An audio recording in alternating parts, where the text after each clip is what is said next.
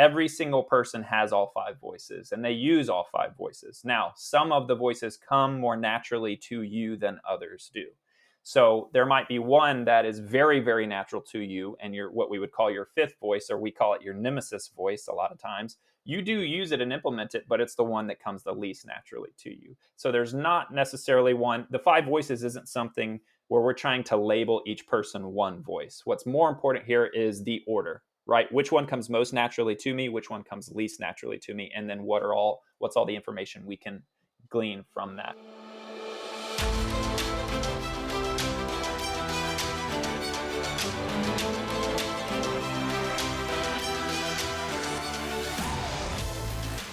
Welcome to the Cutting Edge Coaching Podcast, where we believe coaches are some of the most important teachers and leaders in the world, and they deserve to be supported. I'm your host, Luke Gromer, and every week we're bringing you conversations with coaches, experts, and leaders from across sports that will give you practical ideas and strategies that you can apply in your coaching to develop high-performing teams and high-character people. Coaches, welcome to a bonus episode of the podcast. I'm excited to welcome Seth Kindig. Seth is a high school teacher and coach outside of Atlanta, as well as the founder of TCD Teams, where he works with coaches to help them become experts on who their players are and their default modes of communication.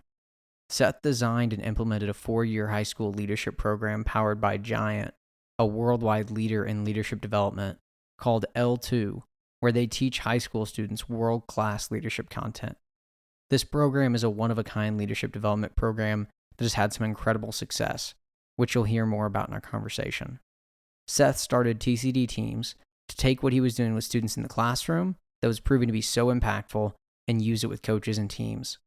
In our conversation, we talk about the importance of knowing yourself and your players, the 5 voices leadership assessment, how to help athletes who default to challenging their teammates learn to offer support as well, and vice versa, and 5 things that you need to know about your athletes and how it'll help you lead them better. Like always, if you enjoy this episode and want to grab a copy of the free podcast notes, just go to cuttingedgecoach.com/podcast or click the link in the show details to download a free PDF of notes from this episode, which also include a preview of the coaches cards that Seth and I discuss. And coaches, it's not too late to grab access to our summer coaching series. The SCS includes 10 weekly presentations plus 2 bonus sessions with coaches and experts from across sports. The event is already underway, but you can purchase access and get all of the previous video replays, live access to all remaining sessions, a private podcast feed of audio-only replays that you can listen to from anywhere, detailed coaching notes on each session, and more. Week 6 takes place on July 6th at 12 p.m. Central Time and features Dr. Julie McCleary from the University of Washington presenting on the urgency of getting it right with parents. You can learn more or get access at summercoachingseries.com. That's summercoachingseries.com. Now to my conversation with Seth Kindig. Enjoy the episode. Coaches, excited to welcome Seth Kindig to the podcast today. Seth, appreciate you joining me, and I would love it if you just started off and shared with coaches a little bit about your journey, what TCD Teams is, and how you serve coaches through that. Absolutely, Luke. Thanks for having me on. I just want to say first, I love the work that you do and what you're doing for coaches, and the problems you're solving for coaches is a really cool and neat thing, and something that's desperately needed. So I appreciate you. TCD Teams is a company I started a couple of years ago, and TCD just stands for Trust, Commit, Delight. And those are kind of things that are special to my own coaching journey and my personal values is, and so what TCD Teams is an avenue for me to help coaches come alongside coaches, help their teams do those exact 3 things: to trust each other, to commit to a common vision, and to delight in the process. I love that word delight, because at the end of the day, that's what this is about: getting to work towards something with other people in whatever avenue or whatever arena that is, should be something that at the end of the day, when you start working towards that thing, seeing some of those goals accomplished, should be something you delight in. So 5 years ago, I was asked by my school to strategize and build a 4-year leadership program for our students. And so I got to partner with a company called Giant Worldwide. And what Giant does is they do leadership development all over the world. They've worked with Fortune 50 companies. They've worked with British Parliament. They've worked with the U.S. Cabinet, the presidential cabinet. They worked with Google, the U.S. Air Force, so on and so forth. And they kind of are leaders in the leadership development space. And so we partnered with them at our school to take what they did and rewrite their curriculum for high school students. And we built a 4-year leadership program. It's a class every one of our students takes at our school. And while I was doing that, I'd been doing that for a couple of years, and we were seeing such amazing results with our students, just truly life-changing and transformational experiences with our students. And the piece of data I always used to kind of measure that originally was, out of our first 51 graduates we had at our school, 50 of them wrote about our leadership program as a part of their college application. So this was something that truly was affecting them. I was a varsity girls basketball coach at my school, and I was using it with my team. And that's really the place that I was seeing the most transformation and I was seeing the most impact. And so when the pandemic started, I was like, you know what? I've been doing this at my school. I had been asked to go and game plan and train and teach other teachers in other schools how to do that, how to do what we were doing. And I said, you know what, I have to figure out a way to get this in the hands of coaches, because it's the place that I'm seeing the most growth, the most development, the most transformation.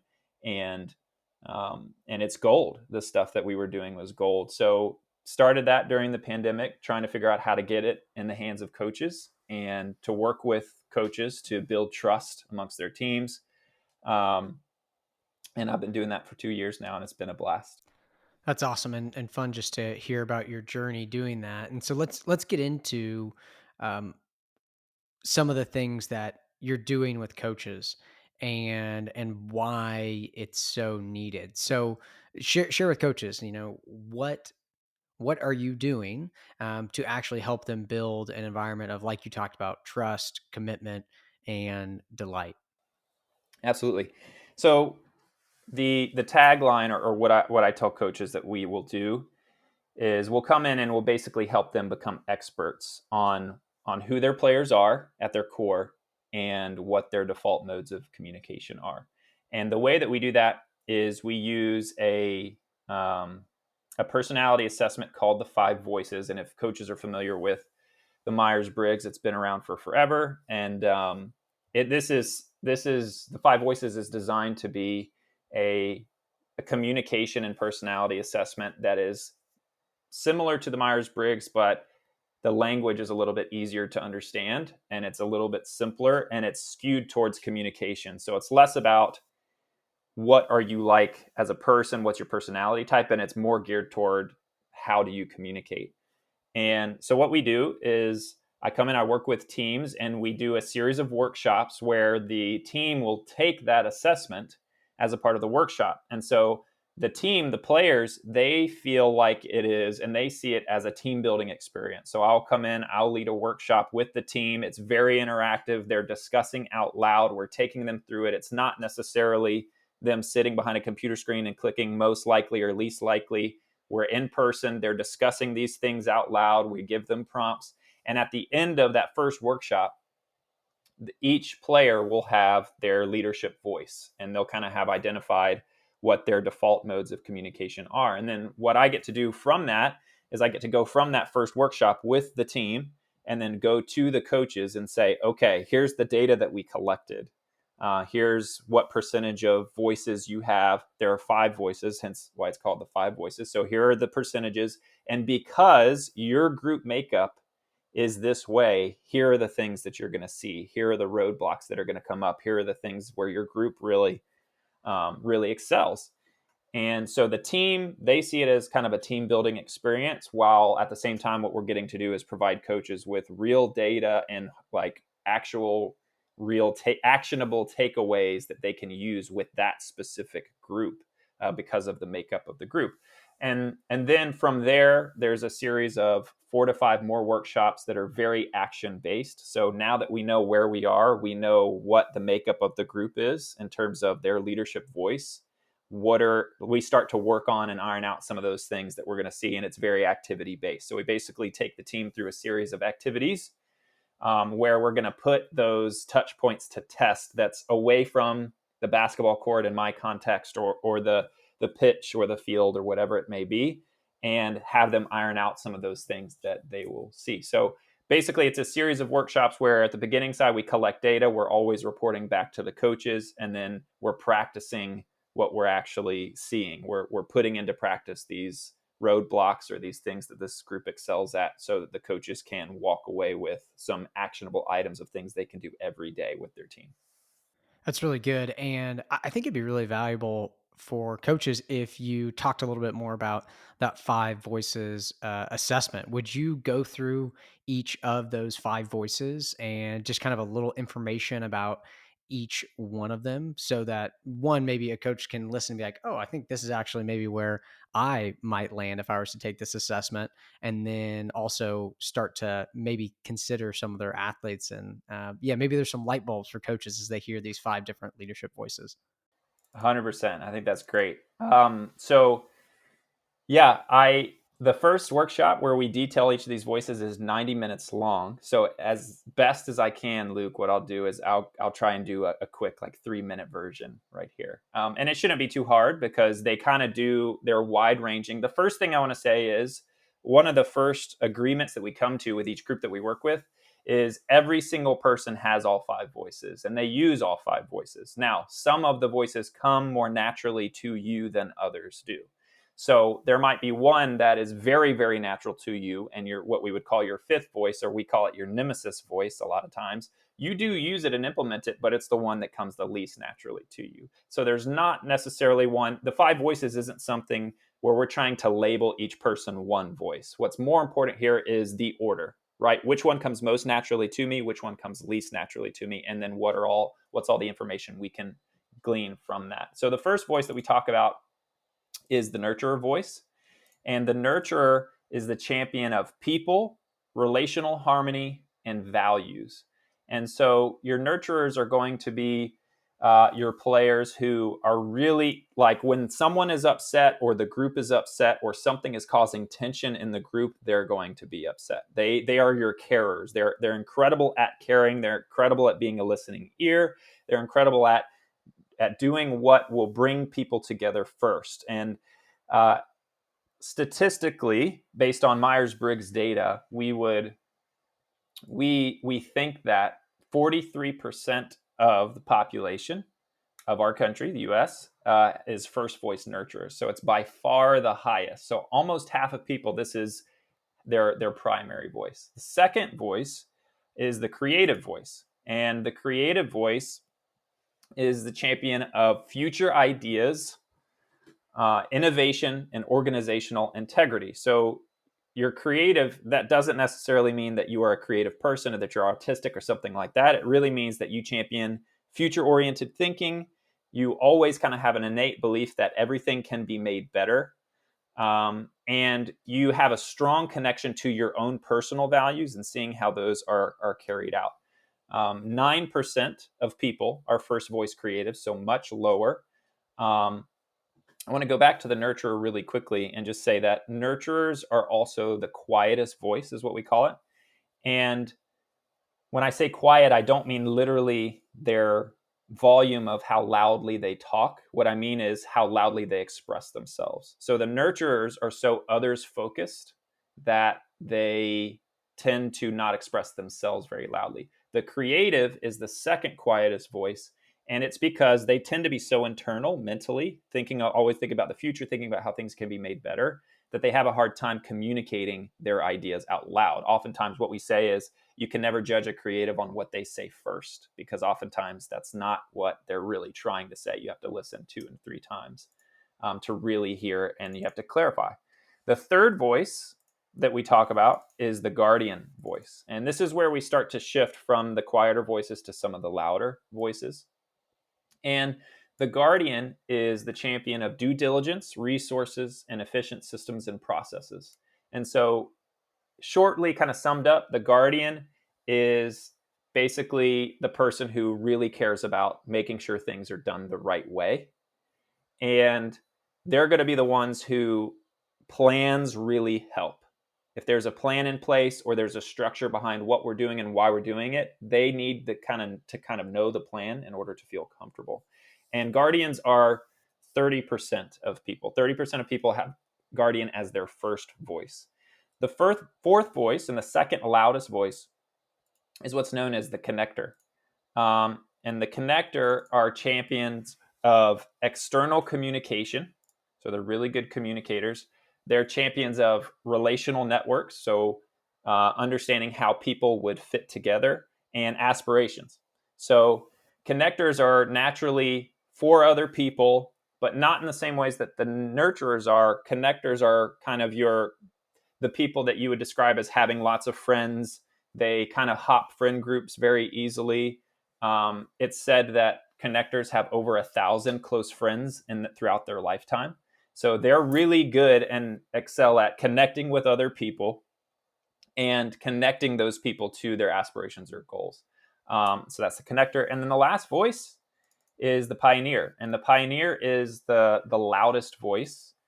And the pioneer are champions of strategic vision, problem solving, and it's slipping my mind, and results. So pioneers are champions of strategic vision, results, and problem solving. They express themselves the loudest. They're very competence driven. So, what will get results? What will help make us better? They love challenge. They both crave to receive challenge from other people and to give it. And they're going to be kind of your more what you'd see as your like typical CEO, where they tend to express themselves loudly. They're always moving the group towards a common vision. They're very good at rallying people to a cause and creating a vision of that future where they're going. And so that's your pioneer. I forgot to say for the connector have a first voice connector, and only 7% of people have first voice pioneer. Now, the interesting thing about this, and this is the last thing I'll say before I kick it back to you, Luke, is just that, again, I can't stress enough how important it is that it's way less. This is way less about, hey, what is your first voice, or what's the primary way that you're communicating, and way more about what is the order of your 5 voices. Because again, you have all 5 in you, and different roles and hats that you put on throughout your day and your role. You will use each of these 5 voices. It's way more about what is my natural default mode of communication, my default mode of thinking, and what's the one that comes the least naturally to me, and just creating that self-awareness within yourself so that you can begin then to see others, see your teammates, see your team through that lens as well. Yeah, I love it. And yeah, I took that assessment. I told you this before we started recording. I took that assessment probably 6 years ago now, back when I was still in college. And yeah, helpful for us as coaches to know ourselves better, but then also, like we're talking about, there's so much power in getting insight into the people that we're leading, and both on an individual level and then also on a collective level. So, knowing that this is a little bit about how Seth sees the world, this is what's important to him, this is how he tends to communicate with others, hopefully can then allow me to lead and communicate better with Seth. But then I'd also like for you to talk a little bit about the group dynamics that then come into play based on the personalities that are in play on your team. And maybe you can just share, like, what has that been like with some of the teams that you've worked with? How does that change based on the the different voices that are primarily being expressed on your team, and how can coaches navigate that well, create a connected team with people, and not just on this assessment but in life, like people that are different. That's the challenge, where we've got a bunch of different people, and how do we actually help them gel into this one group where the whole becomes greater than the sum of the parts, right? That's what we all want, I think, as coaches and leaders. So yeah, tell me about your thoughts on that. Yeah, no, that so much of what you just said I think is really good, and I think that's the beauty of sport. To me, I'm obviously biased, but what we learn from working with other people is so much the value of why it's attractive to join a team and be a part of a team anyway. I always tell the story that my wife works in human resources for a huge internationally publicly traded company, and whenever they are hiring, they take the stack of applications and resumes and they take all the college athletes and they put them at the top of the stack. And the reason why they do that is because they know that these people have done exactly what we're describing here. They've worked with a group of people, different backgrounds, different contexts, who do not see the world the same, do not communicate the same, and they figured out how to work together anyway. And so that is, you're exactly right. That's where the kind of the beauty and the gold of this lies. The first thing I'd say to answer your question is there are so many layers to this. We've just done a 30,000 foot view of each of the voices. And this goes layers and layers and layers and layers deep. There are things we call weapon systems about basically what is there to look out for each voice. There are what we call liberation statements. So what can you do to truly liberate each of the voices? There are rules of engagement. So when I'm working with this voice, what are the things I need to keep top of mind? So this goes layers and layers deep. So what we try to do with teams is basically to start unraveling some of those layers for the coaches and for the group. And so one of the layers that I will use to answer your question, because there are lots, is this relationship between support and challenge. And support and challenge are words that I see a lot on Twitter now, which is really good. I think clarifying and using language to describe feedback and how your group, what the expectations you have around your team's feedback are, I think is really, really important. And so support and challenge are the words that we use to basically describe and categorize the primary two modes of feedback that you give each other, whether it's coach to player, player to player, whatever that may be. And challenge is pretty self-explanatory. It's just any growth statement. And challenge doesn't even have to be something that is said, right? Putting people in a challenging situation is going to cause them to grow.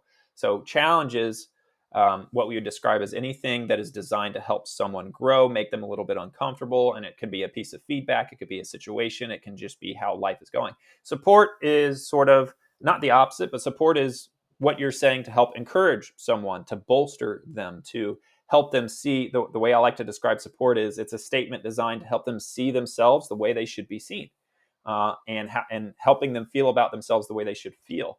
And so every voice has this interesting relationship between support and challenge.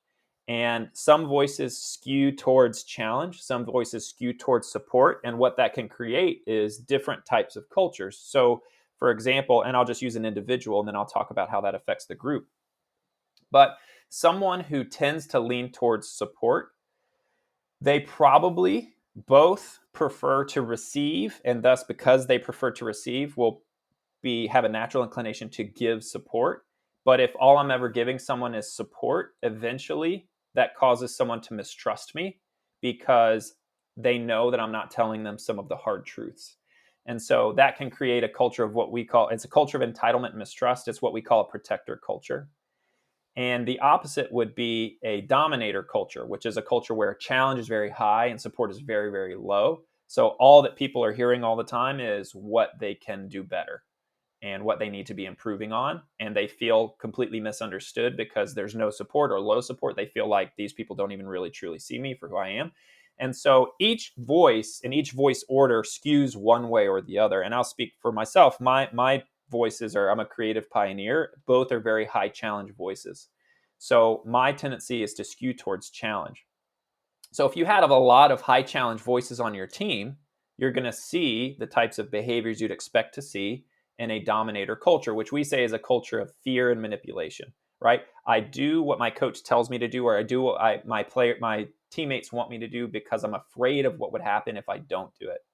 Whereas if you have a lot of support-oriented voices on your team, that culture of that protector culture, that culture of entitlement and mistrust, you're going to see a lot of behaviors you would associate with that. So people won't really trust each other because they feel like what they're being told is hollow. They feel like they're not growing. They feel like they've kind of earned things without really necessarily working towards them. And when you insert challenge into a protector culture, people go, hey, what was that? That's not normally how we speak to each other. So they don't even hear the challenge well. So that's just one of the dynamics. But based on what the makeup of your group is, your team almost 100% skews one way or the other. And it's not about we're not trying to balance it evenly. We're not trying to say, hey, let's make sure we get 50% of challengers and 50% of support, but it's about making sure that everyone in the group, coaches and players, know where they land so that they can be intentional about the support or the challenge that doesn't come as naturally to them. So me as a natural high challenge voice, I have to be very intentional about how I'm supporting my players, how I'm supporting myself first, and making sure that I'm supporting me, so that I'm healthy, and everyone growing towards what we would call as a liberator culture, which is a culture of high support and high challenge, where people grow and they feel empowered. Yeah, I love that. Thanks for sharing those practical examples there. And, I'm even just thinking and reflecting on the team I was coaching last year. And, one of the loudest voices from our player standpoint, he was very much a challenger, like so competitive, one of the best players on the team, too. And so, yeah, it was I had several conversations with him of, I love how competitive you are. I recognize that you want our team to succeed, your teammates to succeed, and you need to be intentional with how you deliver your communication to your teammates. And yeah, I think he got a little bit better at it, but that's hard. And like you said, it's so important for us to be aware of as a coach. And then, like you said, it's like our athletes need to become aware of it too for them to grow. We don't grow unless we become aware of areas where we're weak. It's just growth happens first with some awareness. And so I love that. I'd love if you shared a little bit more about, yeah, your journey of using these things in your coaching. Maybe there are some stories that come to mind, some examples. I don't know. I'll let you take it wherever you want. But like, how has this really? You talked about, you tend to be high challenge, and so you have to be intentional with um, bringing in high support too. Yeah, how have you changed as a coach as you've gotten to know yourself better, and then use this with your team? Yeah, that's a great question. I'll respond to that by sharing an example that your example makes me think of. I just had a senior graduate last year who's exactly how you described. Very, very high challenge, always pushing her teammates, and always like just very naturally competitive. And that's a it's a dangerous thing to try and coach, because the one thing you don't want to do is rid them of that passion and competitiveness. And so the one journey we went on with her, and she was a 4-year player for me. She played varsity for 4 years. Is I would always, the kind of reminder, the thing I would say to her is, I would say, hey, you're always right. Whenever you say something to me where I was wrong, or say something to a teammate, you are always right, like almost 100% of the time. But it doesn't matter that you're right, because the way that you're saying it is causing it to be completely unheard. None of your teammates are hearing you. I'm not hearing you because of the way that you are saying what you're saying, even though you are right. And that was a 4-year journey where we got to basically, we have, I meet with my captains every day after practice, even if it's for 2 minutes. And we kind of go through a series of questions. And one of the questions is, hey, what can I do better for you? And then we'll review, we'll basically say, hey, how do you think today went? And then what can I do better for you? And we kind of all do that for each other. And so because of that, she and I were able to create a relationship where we were giving each other constant feedback on that type of thing. And so I was able to constantly, reinforce when she did it well and point out when she didn't do it right. And we developed kind of a relationship where we would just be able to eye each other, and she would know, okay, I need to go back and repair this relationship that I probably just damaged because of how I said what I said. Um, but I love so much of what you said, and I can't believe I've forgotten to say this to this point, but you've said it for me, which is the thing that matters in all of this is self-awareness. And the phrase that we use to say that, the language we use, is knowing yourself. And you probably have seen me, if any of the listeners, or you follow me, you've seen me tweet this out. But one of the most powerful statements we use is, know yourself to lead yourself. And so before you can even trick yourself into thinking anything about your ability to lead other people, you have to, one, first know yourself, and then be able to lead yourself. And then once you have mastered that, or at least trying to master that, then you can begin to think about leading other people well. And so for me, this has been incredibly transformative as a leader, just to, one, the self-awareness that I've gone through, and then the language that brings me to be able to communicate that. I think when we talk about this all the time with our high school students, is that this is not something that's designed to help to really figure you out or to help you figure yourself out, because that's a journey that takes a lifetime. You're never going to do it. We like to say that you never graduate from the school of self-awareness. So the goal of the five voices is not to pinpoint you and put you in a box and be like, okay, this is how you are. What it really is designed to do is to give you language so that most of these thoughts and these identity statements and discovering who you are that happens internally, that you have language to be able to communicate it externally with the people that you're growing with. So it's really more, I would say, about language than anything else. And so being able to have the language of support and challenge, of the different type of cultures that creates, of what your weapon system is, of what it means that I'm a creative pioneer, all of that has been, I would say, the most transformative thing. And I'll give a specific example. Um, Me knowing that I'm extremely high challenge helped me see that I need to be very intentional with support. But as being a young coach that was hired as a varsity girls head coach at the age of 23, what I did was I pendulum swung the other way. I was so aware of my high challenge, and I was coaching a group that the school that I was at, they'd never really had a successful program. Most of the girls came in to started to play basketball in late middle school, early high school, so they weren't used to that type of environment. And so I kind of overcorrected and I stopped being who I was and bringing that challenge, because I overcorrected to supporting all the time. And what that did was it created a little bit of a protector culture. So my journey really, I would say, more has been almost self-correcting back to a place where it's both high support and high challenge, and knowing how to when to lean into, okay, I have this thought. I want to challenge. 90% of the thoughts that come into my head as a coach are how we or this player can be doing something better. But so, what are the systems I need to put in place to make sure that I'm supporting well? And then the rest of the time, I can kind of just feel free to truly be myself to my players and then talk about it with them out loud so they know where I'm coming from. So, one of the things that I do, I've talked about this before, is I have and this is not an uncommon thing. It's something that a lot of coaches talk about that I think is just a really healthy practice. Is I make sure to have a conversation with every single one of my players before practice begins that is non-basketball centric. That is just, hey, how you doing? How was your day? And I literally write their names down on a card and I check them off as I go to make sure that I do it. And that's just a way to reinforce me. It's really for me. It's not for them. It's really for me to check myself and say, okay, hey, what my brain wants to say, what my default mode of communication wants to tell them is what I saw in film last night that I need them to do better today in practice, or what they did in this drill I need them to do better, is to say, hey, these are people and you're coaching the person, and that's what's most important. And so that seems like originally when I started it, I was like, oh, this will be good for my players. It'll be a good thing for them to remember that, hey, I care about them. But really what I found over the course of doing it is that really was more for me and getting my heart and myself to a place where I was in a good space and already practicing healthy communication to be able to coach them as a person. And I've probably developed over the course of using this stuff dozens of those little strategies that I use, and that's just one. But I mean, all that to say, yeah, it's completely changed me, and it's completely changed the way that I coach. I think for the better. Yeah, that's so good. I like the practical example there too, and like you highlighted, it usually, actually, I'd say it always starts with us changing and growing first, and so I think it's so important to highlight as well.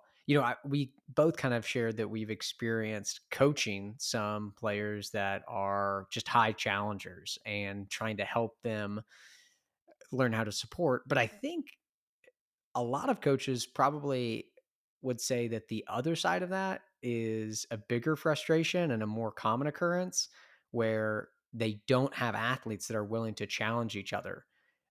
And I would say they probably don't have athletes that have the skills to do it. They don't know how to actually challenge each other. So I'd love, and I know you talked about this is one of the things you work with coaches to do and teams is like, how do we actually help athletes learn how to do that well? How do we give them some skills to challenge one another when things need to improve and get better? And challenge each other while still maintaining positive relationships and that cohesive group dynamic. Yeah, fantastic. Fantastic question. I totally agree with you in the sense that most coaches probably feel way more frustrated in that direction than the other. And I'll just say a quick note too about coaches. It's funny, there are a lot of coaches, you would think that most coaches skew towards challenge, but I actually don't think that's the case. I actually think there are a lot of coaches who skew towards being naturally more supportive. So what that causes them to do is when they do get frustrated with a player, they communicate it in very passive aggressive and non-direct ways, where they'll say things like, come on guys, we have to do this better, when they really have one piece of challenge for this specific player, and so it doesn't land at all. So I just want to say that too, to your point. I think that yes, coaches feel way more frustrated towards people who aren't used to challenge. The first thing I think you have to do, so I think the primary role of any coach is to know themselves first. The second thing that they should do for their teams, or that, and this is for a teacher or coach, is to create a psychologically safe environment where learning happens. So I think for coaches, the first thing that they have to pay attention to make sure that our players are challenging each other well is create an environment where it feels safe to do that. And that takes some work from you first as a coach, and then it also takes some work with your players. And so once you have done that and it feels safe for players to be able to challenge each other and it not be taken personally, then it'll start to happen a lot more frequently and you won't have to try as much. That's been my experience working with teams, is that it's way less practice centric here. Hey, what can I do in practice today, or what can I do with my team? Than it is way more thinking about what are some things that we need to bake into our culture that allow our players to feel safe to do that. And that primarily comes from you, and do your players feel safe to play for you? But I will give a specific example of things that we do, and some of the things we do with teams is we just make it a habit of supporting and challenging out loud. We talk about specifically, what does true, honest, genuine support look like? What does true, honest, genuine challenge look like? We'll talk about it as a team, and then we put the players in situations where they actually have to practice it. And so what we say is, challenge communicated well never feels like it. So that basically, if you're challenging someone well, they shouldn't feel less of themselves because you've just challenged them. They should actually feel empowered because the way you've said it is communicating, hey, I care about you, which is why I'm saying this, what I'm about to say. And so what we suggest to our coaches, and again, I'm not necessarily, sometimes I get the privilege of being in practices with the teams we work with, not always, but what I suggest is doing this every day. And I would suggest doing it at the start of practice and at the end of practice, where what we call it 3 supports, 3 challenges.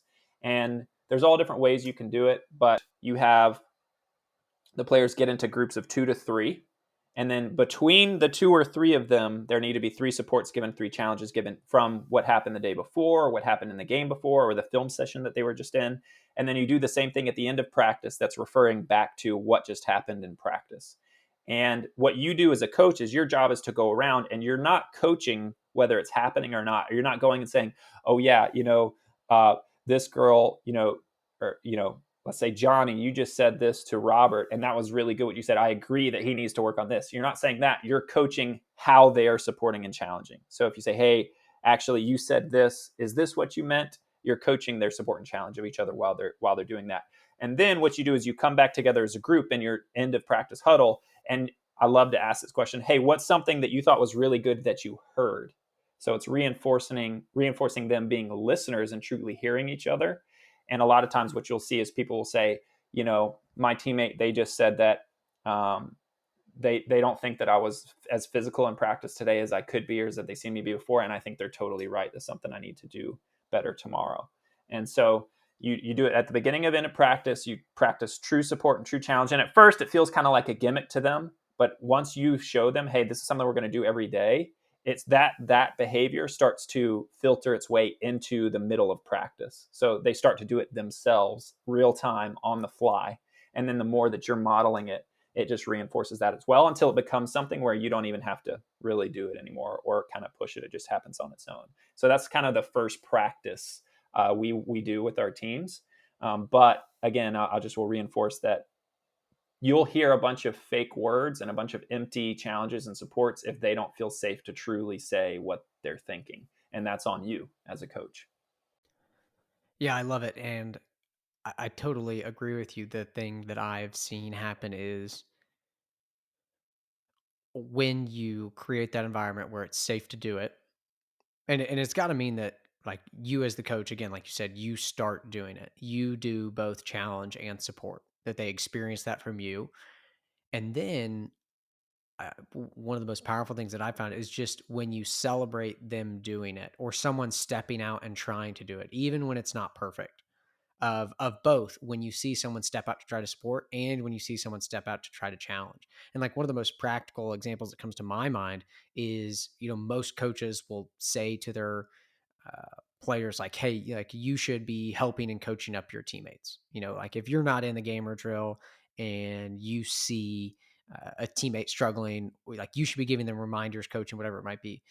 When someone steps out and does that, you got to recognize them for it. Yes, like, yes, Seth, that was exactly. I appreciate the way that you coached up so and so. You gave him a reminder. Like when you start to recognize it, um, they'll do more of it. They just will. And again, like at the beginning, it will kind of be awkward and clunky. But as your season progresses and you spend more time together and they start to see that you actually value it because you celebrate it, you model it, they'll do more of it. They'll do more of it. And again, it will be uncomfortable for some. You'll have to challenge some individuals of, hey, like you can do this. You can help a teammate too. Like you have value to share with your teammates here. Like step out and try it. But yeah, I just think that's so important what you shared there. One of the last things I want to hit on, and you shared with me, and we'll put it in the notes for coaches to take a look at, is with that 5 voices assessment.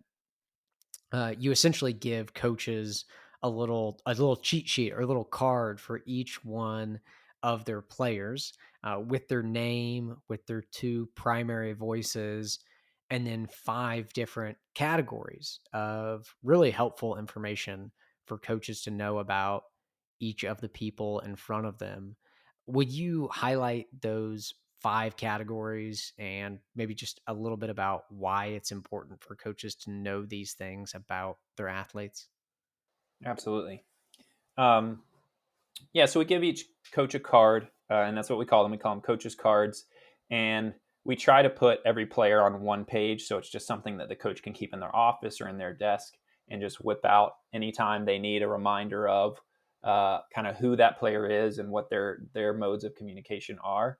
And I believe so strongly in the power of one-on-ones. The number one piece of kind of just encouragement or challenge really I'm giving coaches the most often is to increase the number of small group or one-on-one meetings they're having with their players. So this would be perfect for, okay, I'm about to have a quick conversation or meeting with this player. Let me remind myself of some key things about who this player is and how they communicate. So we give coaches these coaches cards that has every player, and like you mentioned, it has their primary voices on it. And then it has 5 categories. The first one is at their best. And basically, what this summarizes is what does this player look like at their best within the team context? And that's an important thing because, when players are going through this, a lot of the teams I work with are college teams. So their players aren't just players, they're students first, actually, at the school, right? They're friends of other people. They have communities outside of that team.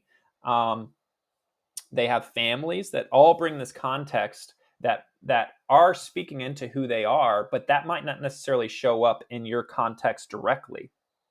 And so all of this is kind of within the team context. So the first thing is at their best, here's what they look like. And so an example might be the statement that might be there would be something like this. This is for a guardian connector. It says, they will work hard and be strongly committed to their own development.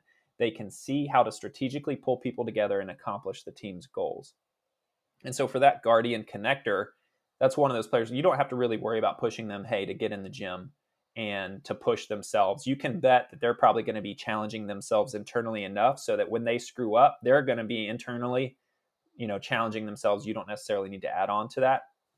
And because of that connector, they're really good at seeing how to pull groups together, but that means they might struggle a little bit individually. The second category is influence. And what that basically means is as a coach, how do you earn her influence or their influence, his or her influence? What are the things that you need to be doing to make sure that they, one, care about what you have to say? And so again, I'll just use this example I shared with you, but for a guardian connector, the way to earn their influence is with your competency. And so the way you're going to be earning that player's influence is by showing them that you're good at what you do. And you can do that through lots of different methods, but that at the end of the day is what's going to earn you influence with them. Just to throw out there, other words you might see there would be chemistry. So some players that y'all get along well. They don't care as much about are you good at what you do or how much do you really actually care about what's the chemistry between us like. That's how you earn their influence. Another one is the word I just said, which is character. Do I feel like this person's a good person? So you can earn players' influence through your character. And then the fourth one is credibility. What's this person's track record of success? Have they been there before? Have they done that? And so those are the four methods through which we build influence with other people and with your players: competency, credibility, character, and chemistry. And so that's the second category is how do you earn this player's influence? So we have number one, at their best, this is what they look like. Number two, how do you earn their influence? Number three is what is their default mode of communication? And those range from critique, collaboration, care, clarify, and celebrate. Those are the five modes of communication. And depending on what someone's voice order is, that's primarily how they tend to communicate within the group context. So that's the third category. The fourth one is feedback. And that's basically what we talked about earlier. Do they prefer to receive, challenge, or support? And where are they going to struggle because of that? And then the last one is look out for this. So what are kind of the things that you need to look out for and make sure not to kind of touch or get close to, or you risk losing their influence? And one of the things that we say, and I really believe this to be true, is that each person's superpower, there's a very thin line between their superpower as a leader and their kryptonite. So a lot of times these will look very close to what they look like at their best, but it might just be utilized in a way that's unhealthy, or they might just be a little too, they're not self-aware enough to realize when or how to do what they do at their best. And so an example of that statement might be they lack tone and tact that they need to critique to be adequately heard by their teammates, just like we were describing earlier with that player. They can hurt teammates' feeling with their tone and very direct critique. And so what we do is we give coaches these five categories just as a constant reminder so they can, one, continue to become experts on who their players are and how they communicate, but just again to really maximize those one-on-one small group interactions so that the coaches are building influence with their players so that their players truly hear them. Yeah, I love it. And coaches, like I mentioned, I'm gonna share a link to or a picture of those cards, a card that Seth just talked through in the show details. So make sure you grab those and check it out because I love it. And I think that there's so many important pieces just on that card. Yeah, those five categories. You know, I'm just thinking especially about feedback. Man, knowing the best way to deliver feedback so important. Knowing what to look out for, like you said, you know, where are the potential obstacles, roadblocks for this athlete, and then you know how can I support them when maybe I recognize this, and then yeah, again to tie it all together, just us increasing our self-awareness and then helping them do the same is so important. And yeah, to really challenge them well and support them well, we need to know ourselves and then know them, right? That's it's so powerful. And so much of what we do as coaches is it's people. Yeah, it's people. How do we lead them well? How do we help them grow? How do we help them get the most out of themselves and then as a team as well? So I love that and love the five voices and all that you've shared today. Seth, before we wrap it up, just share with coaches where they can connect with you and learn more about the work you're doing, or work with you. Absolutely. Yeah. You can follow me on Twitter. Constantly posting stuff there. It's just my first and last name, Seth Kindig. That's Kindig. Um, and then, yeah, if they want to reach out or figure out how to work with me, my website is it's easy. It's tcdteams.com. My email is seth@tcdteams.com, and they can reach out and we can get something worked out. I love, again, like I said, I have the pleasure of getting to work with schools and teachers, but really, I think this is such gold for coaches. And I love getting to work and really dig in with coaches and help them become experts on their team. So, coaches can reach out if they want to hear more about TCD teams, but also if they just want to chat, Zoom, DM back and forth. That stuff is some of my favorite. Just getting to interact, hear from other coaches, hear what's going on in their context. I would love to help out coaches in any way that I can. So don't hesitate to reach out.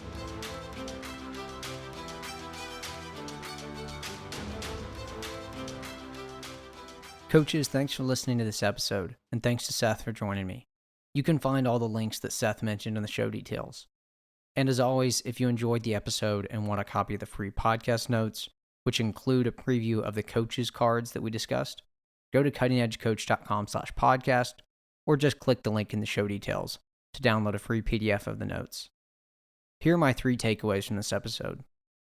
Number 1, we need to become aware of our default modes of leadership and communication.